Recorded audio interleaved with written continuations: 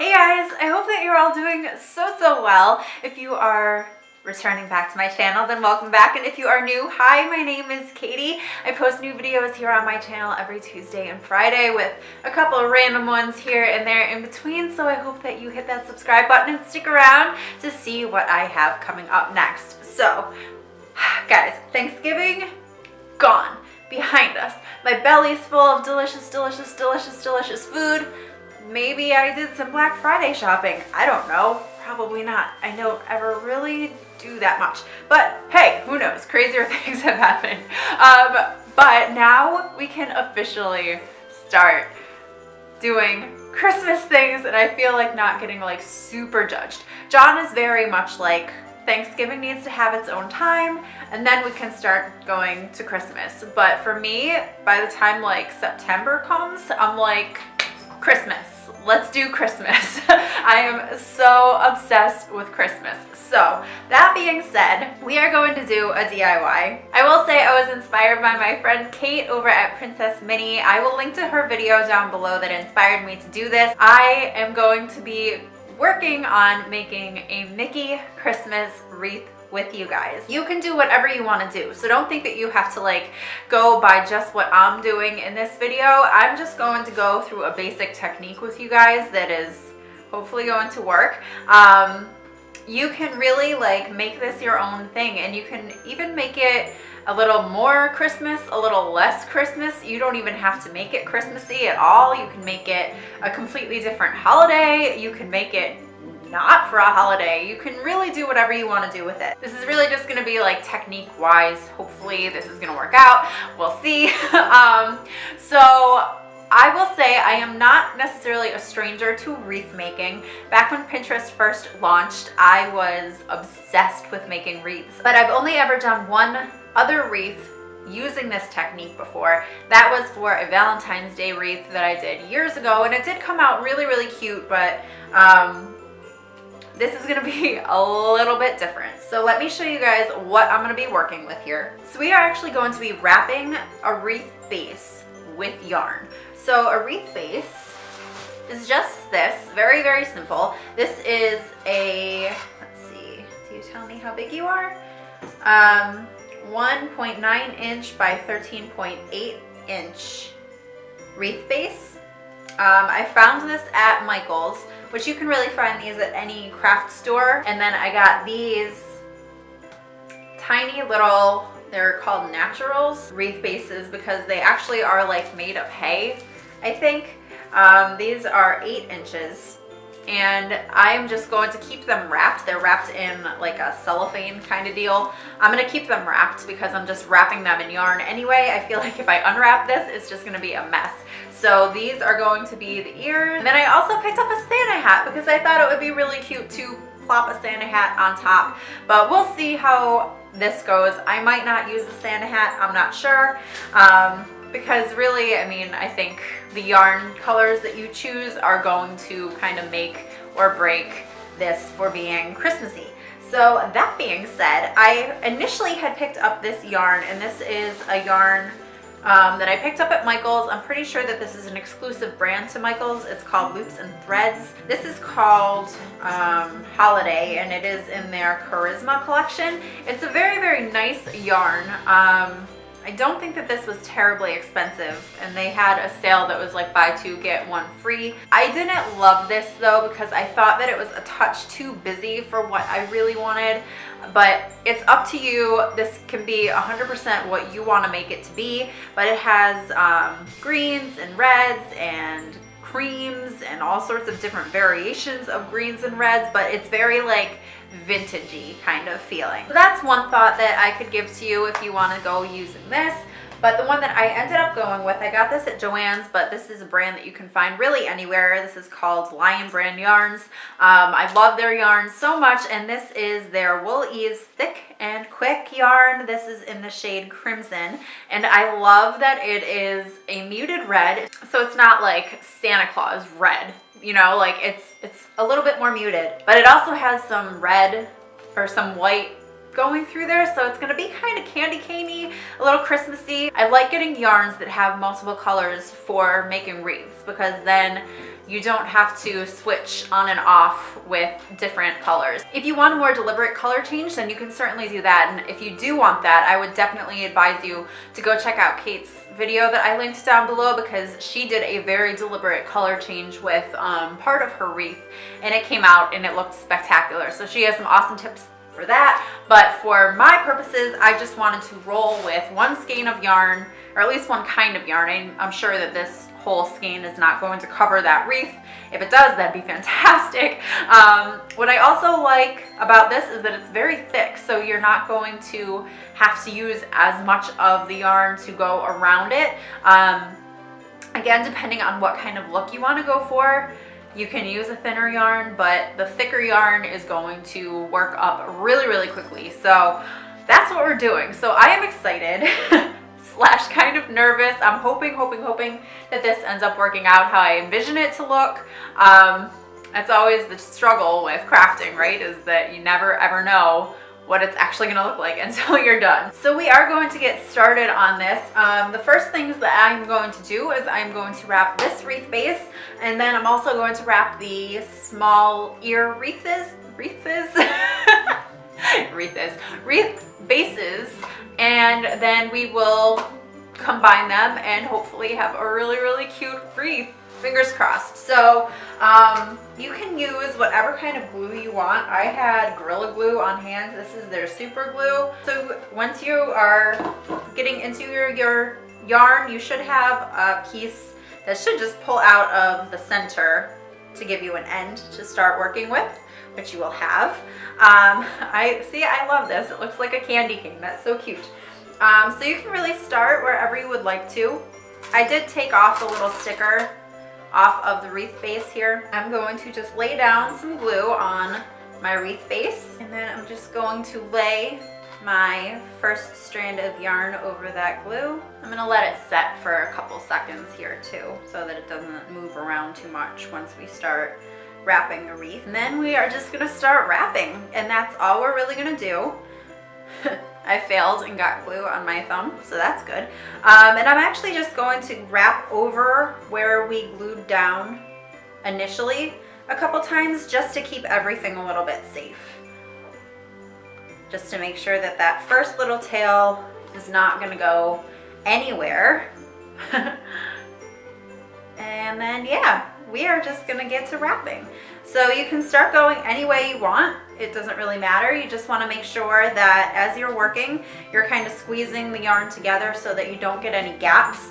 Obviously you can wrap and wrap and wrap and wrap and wrap forever and ever. It doesn't matter. And then, you know, kind of squeeze everything together as you go along.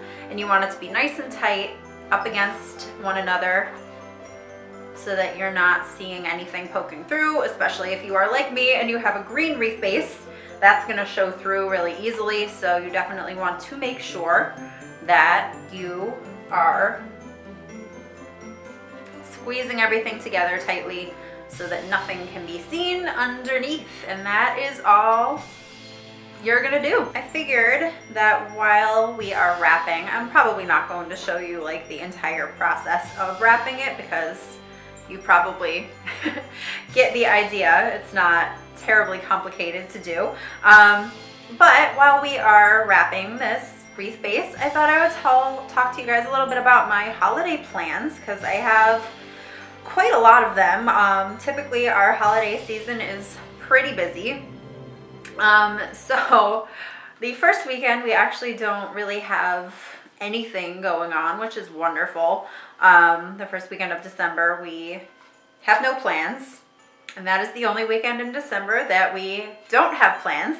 So after that, the 7th is actually my holiday party for work, which is nice that it's actually early this year. It's usually a little bit later in the month, which throws a wrench into some of our family plans. So it worked out really well this year. We're actually having it at Topgolf.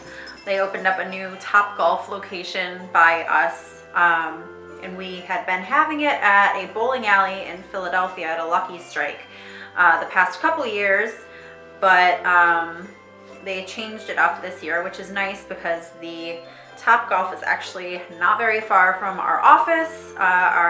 We have a couple different offices that come to this party. So it's nice that this year we can just easily get there instead of having to go into the city, which is quite wonderful. And then actually the same night, my mom and I are going to go see Mumford and Sons. They are my favorite band, and I don't get to see them as often as I would like to. They don't really come to the States too much. I think I've seen them 3 times, or will this be my 3rd time? I think this will be my 3rd time that I've seen them since they started touring, I guess, since like Little Lion Man came out, and that was a long time ago. So it's been a while, but yeah, I splurged and got my mom and I really good seats, so we're sitting 2nd row off the floor. The floor is going to be all general admission. It's an in the round show, and my mom and I just don't really do general admission. I like having my seat. I like having my own little personal bubble of space at a concert. So yeah, we're gonna be 2nd row off the floor. We're gonna be pretty close, which is awesome because every time we've seen them, we've been pretty far away from them. It's just so difficult to get tickets to their shows that you just kind of take what you can get. So I was very excited to be able to get in and get those tickets for us. So that is her her birthday present and her Christmas present, because they were not cheap, but that's okay. My mom and I are very much experienced people. We do a lot of concerts and all sorts of stuff like that. So I am okay with that. And then the next day, we are actually going up to Princeton, New Jersey, to Princeton University, because they are doing a performance of A Christmas Carol, which my mom and I went to go see last year, and we were so surprised by how good it was. They had like all sorts of special effects, and it was just really impressive. So we are taking my dad and John up there this year to go see it. Plus, like, the town is just really cute to walk around in, and obviously, you know, Princeton University, being an Ivy League school, is just a gorgeous university. So walking around the campus there is really fun to walk around. So we're gonna do that. So then that's the 8th. So then the following weekend, go into Philly. They have like a little Christmas village that's really fun, and then there's a Macy's that's old but really cool, and they do all sorts of fun Christmas stuff. They have this ancient light show that is kind of hilarious to watch, that's actually narrated by Julie Andrews, which is really cool. And then they have a Christmas Carol like walkthrough thing with these old animatronics and sets and stuff, so that's really fun to do. So we're gonna do that. Then the weekend after that, John and I are heading down to Virginia to go have Christmas with his family. His mom and his sister and her husband and twins all live down in Virginia. And then his brother and his family live in Ohio, and his dad and stepmom live in Ohio as well, or Michigan now, maybe. Our family is just kind of spread out all over the place. So yeah, we go down to Virginia to do his family Christmas. So that's the weekend before Christmas. I am off. Our work gave us off on Christmas Eve and New Year's Eve, since they are Monday, so that is fantastic. So I'm off on Christmas Eve. My brother and his wife are coming down on Christmas Day. They live up in Queens. John and I will probably go over to my parents on Christmas Eve, or we'll go out to dinner. We always do like a big dinner on Christmas Eve, and then our Christmas is usually pretty casual, because the day after Christmas, my mom and my dad and I go up to Buffalo, New York, which is where I grew up, and my extended family all lives there. I don't even know if I can say I grew up there anymore. I've lived here longer than I've lived there, but I was born in Buffalo, so all of my extended family lives there, so we go up there to go visit my grandmother and my aunts and my uncles and do Christmas with them. But that's a really quick trip. We go up the day after Christmas. We stay that following day, and then the day after that we turn around and come home. It's craziness at the holidays. I love it. Christmas is hands down my favorite time of the year, but since we're so busy throughout the holidays, or throughout the month rather, that's why I really always try to push to get myself done with shopping, done with the running around I need to do by the end of December, so that I can just focus and just get, at least just have to deal with wrapping presents and stuff through December, since the rest of the month is just kind of crazy as it is. I don't feel like having to run around every night and try to finish up my shopping. So I really try to push myself in November to get everybody's shopping done. So I think so far I have my parents done. My mom was easy since I was just, doing the concert tickets, but my dad I'm done with. Making some stuff for some other people, but I think those are the only people that I'm actually done with, which is surprising because usually my dad is very, very difficult to buy for, but I'm done with him, so that's good. So still have a decent amount of people left to buy presents for, but that's okay. I still have a lot of November left to go, so and it's really just a matter of picking up a couple of other things for people. It's not I've started on everybody at least, so that's a plus.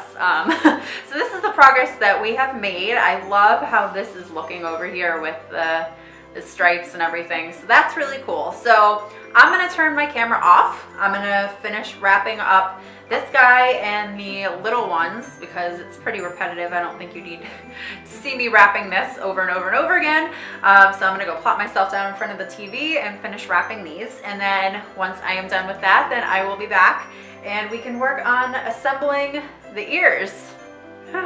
Hopefully it works out as well as I'm envisioning it's going to. All right, hi guys, hello. Welcome back to me and you, I guess.